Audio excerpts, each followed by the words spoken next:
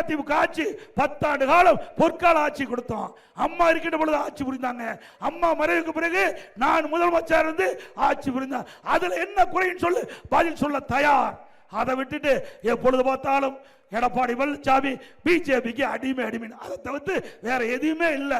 கீழே விழுந்த ரெக்கார்டு மாதிரி பேசிக்கிட்டே இருக்கிறார். திரு உதயநிதி அவர்களே, நீங்க தெரிஞ்சு பேசுறீங்களோ தெரியாத பேசுறீங்களோ தெரியாது. ஏன்னா உங்களுக்கு அரசியல் தெரியறதுக்கு வாய்ப்பே இல்லை. தெரிஞ்சா பேச மாட்டீங்க.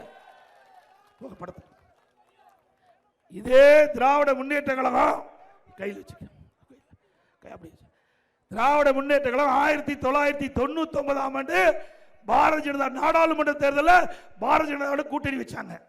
அந்த கூட்டணி வச்சு போட்டியிட்டு நாடாளுமன்ற அதிகமாக வெற்றி பெற்று மத்தியிலே மரியாதைக்குரிய மறைந்த வாஜ்பாய் தலைமையில ஆட்சி அமைக்கப்பட்டது.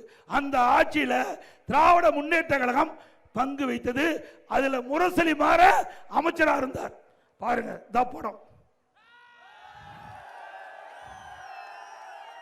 யாரு? கருணாநிதி ஒரு பக்கம், முரசொலி மாற ஒரு பக்கம்.